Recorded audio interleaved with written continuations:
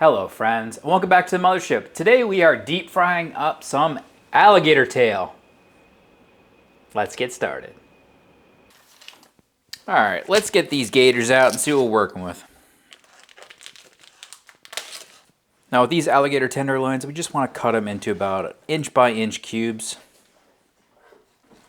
Just something that will go through the frying process. So like that's good. Oh, that's good.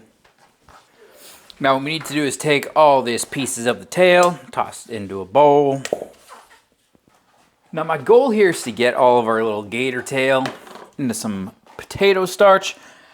And it probably could just go in right now, but I think what I'm going to do is just marinate. And by that I mean just lightly coat all of the tail in some soy sauce. Get a little bit more salt, a little bit of flavor.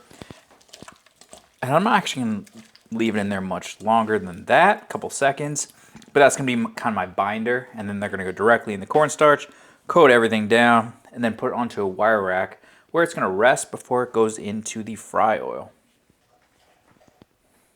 So we're looking for kind of that.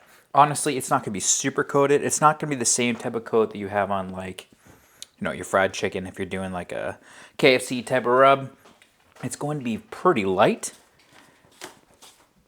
But trust me, it's going to be delicious once we fry it off. Okay, the target temperature here is about 375.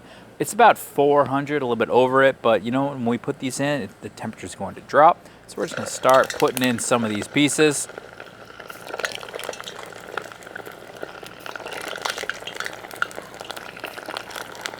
Now our goal here is just to fry her off. Honestly, it looks like it's turning into a big congealed mass, which is fine. We're just looking for everything to fry up.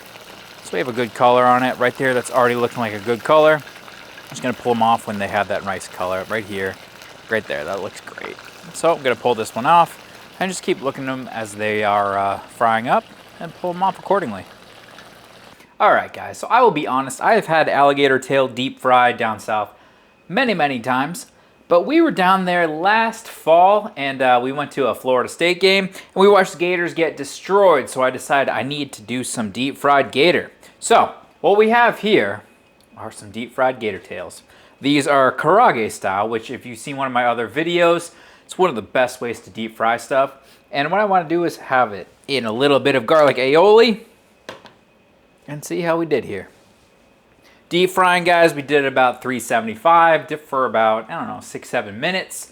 Just to the point where the crispiness on the exterior looks good. The interior is probably going to need to be above 165. It's not chicken, but it is kind of lizard, so I do about chicken. 165 is probably the temperature that I would take it to. Some people do much lower than that. I'm not really that brave, but I could be crazy. Let me know down below if I'm nuts. Either way, this is some alligator deep fried with a little bit of garlic aioli. Let's see how we did.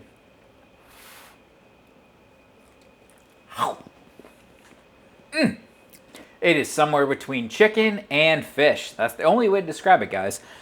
Seafood has its own kind of texture to it. Chicken has its own texture. And then like reptiles, they're somewhere in between. It is really good. You should not be afraid of it. It's super yummy. And when you add in like a garlic aioli and a deep fry, it's not a bad food at all. But honestly, guys, I'd love to know what your thoughts are down below. Let me know if you've ever had any sort of reptile, if you do snake, if you do lizards. I'd love to know. But most importantly, guys, cook some fantastic. And I will see you at the next UFOBBQ. Bye-bye.